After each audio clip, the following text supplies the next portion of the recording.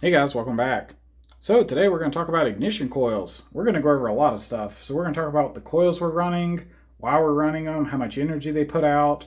We're going to talk about battery voltage to the coils, how much dwell you should be running, how that affects things, how much energy you get out. We're even going to talk about when the crankshaft's rotating, sometimes you have multiple coils firing. So we're going to talk about how to calculate how many amps they're pulling and spec your electrical system appropriately, so you get a real hot and consistent ignition. Have you ever heard of a race car or a high performance engine that cuts out at high RPM? Well, that might make more sense after this video. So sit back and relax. All right, so what are we looking at here? This is a graph that I did not create. I found this on the internet, but some gentleman took a IGN 1A ignition coil, which is the coil I'm running, and they measured the energy output at different battery voltages and different amounts of ignition dwell. So what you'll note, and I'm sorry this is hard to read, but they started off at a low voltage and they swept it to 20. So this bottom one's like 20 volts, 18, 16, 14, 12, and like 10 or something. It's hard to read. But what you'll notice is basically the lowest voltage has lots of dwell and not a lot of energy. So it took a long time to charge that coil up and you didn't even get that much energy. And as you step your voltage up, it doesn't take as long to charge, so less dwell, and more energy, and that just keeps on happening all the way to 20 volts. Now, one thing to keep in mind, these ignition coils are only rated for 17 volts. If you go above that, bad things start to happen. And we're not looking for anything bad. So what you'll note here is between the red and the green curve, there's some dots. So what I did was I took the voltage, the data between 16 and 18 volts, and I put some dots here, and to just kind of like make up 17 volt data. Now once I had those dots, I read the graph in half a millisecond intervals and I just wrote down what the amps were. That's right, I forgot to say that. This axis over here I said is energy. Well, that's amps. That's how many amps the coils are drawing. So for example, let's see, 20, 18. So that yellow one looks like that's 14 volts, which is a normal voltage for a car. So if you're running 3.5 milliseconds of dwell, these coils are only pulling a little over 5 amps, you know? And a lot of people don't run a lot of dwell on coils, but really if you want to get if you're upgrading your ignition and you really want to get a lot of output, then you need to run high current. It really helps. So what you'll note is this thing takes off and eats up a ton of current as you raise the dwell.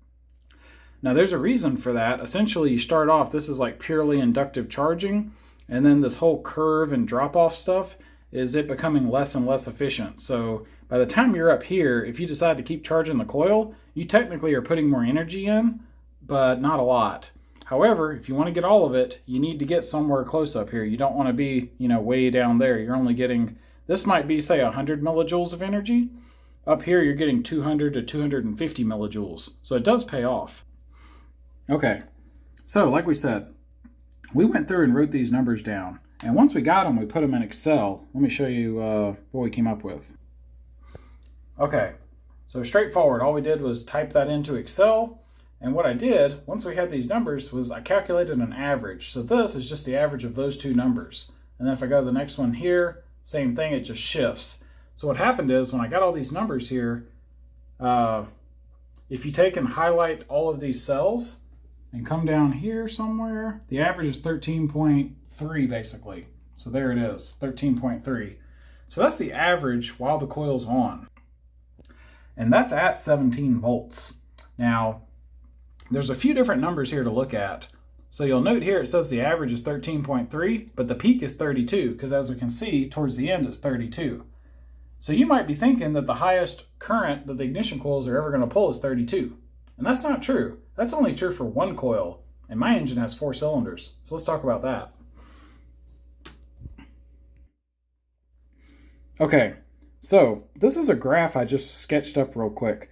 So this is the ignition coils firing at 8,500 RPMs with a 6.75 millisecond dwell. So this axis down here is milliseconds. So if you're at 8,500 RPMs, each rotation of the crankshaft takes 7.5 milliseconds. So the full cycle, the 2 rotations for a full cycle is 15 milliseconds. So what you're going to notice is when we fire coil 1, it's going to be on for 6.75 milliseconds. But since it's a 4-cylinder, every 3.75 milliseconds we need another coil to fire. So what happens is there's overlap. Now, luckily, this coil shuts off right before that one turns on. Otherwise, we would have 3 coils on at the same time. We only have to deal with 2 being on at the same time. So what happens is when you get to the very end of this coil is pulling 30 something amps and this one's pulling something. So we went and did the math on this and it was these two numbers. One's at 32, one's at a little over 7. So that ends up being 39.15. That's actually the peak amps that can possibly happen for at any given moment. Now, like we said, we were talking about a time scale that's in the milliseconds. So this is very short-lived. But you got to think, this point here is when you're trying to get all the energy into that coil. So right here, when you were trying to get all this max amps, that other coil turned on. So this one's going to be charging slower because the voltage sags, and then this one's trying to get topped off. So it's important that you have an electrical system that can really supply the amps to keep that happy. So let's check out our numbers. So we ended up with a peak amp draw of basically 39 amps, even though the average for an individual coil is only 13. So we did a bunch of math and we calculated the average amp draw per coil. So basically when the coil's charging it's 13.3, but when it's off it's 0. So that works out to be about 6 amps, which means the average of all 4 coils is about 24 amps. And then the peak of all the coils, we carried that number down. That's the 39 number. So that's kind of what you need to take away from this is we're going to be averaging 24 amps to run these coils, but it's going to have peak numbers around 40 amps. So pretty big number. Okay, so the next thing we're going to talk about is energy output. So these are the coils I purchased. They're from MSD, so it's just an IGN 1A coil, but it's made by MSD. So they have a graph here where they compare their coils to some competitor that builds an IGN 1A coil.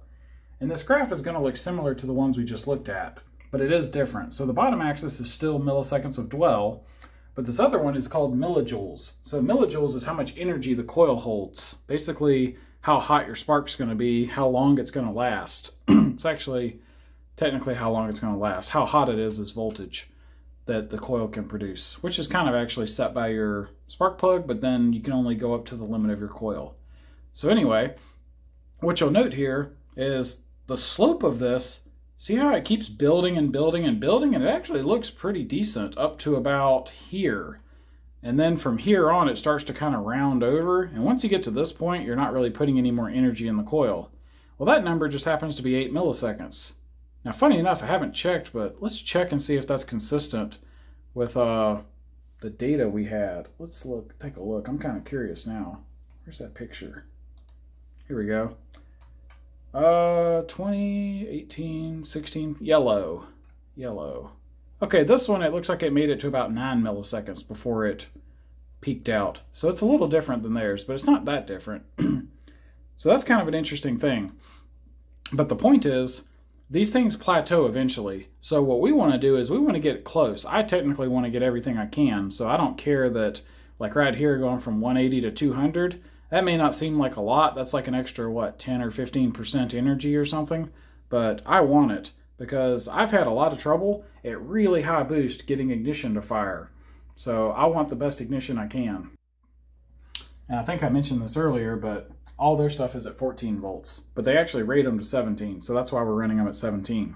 But you can tell, even at the 14 volts, their coils will kick out about 200 millijoules of energy, which is actually really good because a lot of people that buy the IGN 1As and run them at like the 3 or 3.5 milliseconds, you're only getting maybe 100 millijoules. So, or even like you can see here at 4.5 to 5 before you even get 100, which 100 is a lot, but most people don't run their coils that hard. So yeah, if you want to make the most power, this is what you need to do. You got to push this stuff hard. And that's what we're going to do. And this is essentially why we're doing that 17 volt system. This is one of the big reasons was we wanted to get our coils real hot. Now, I'm going to whip out a calculator real quick and check because I haven't done this. But I'm guessing, I was hoping that I would be up in the 250 to 300 range on millijoules. So they said theirs is at 14 volts. So let's try this. So power is going to be V squared. So if we take 17 to the second, that gives us that number. And then we do 14 to the second, that number, and take that first one, divide it by the second one. That's how much hotter it should be. Now, if we multiply that by the 200 millijoules, that's 294. Yeah, so we're going to be talking about knocking on damn near 300 millijoules. That's a lot of power. So that's awesome. That's going to be insane. We're going to have a shit ton of spark energy. So that's why we're doing the 17 volt. You can see just going 14 to 17, that's a huge jump in power. So that's awesome. And I guess that's going to wrap this video up. We got a lot of stuff to go over, but I wanted to go over the coils and, kind of explain what we're doing and why we're doing it. So till next time, y'all take it easy.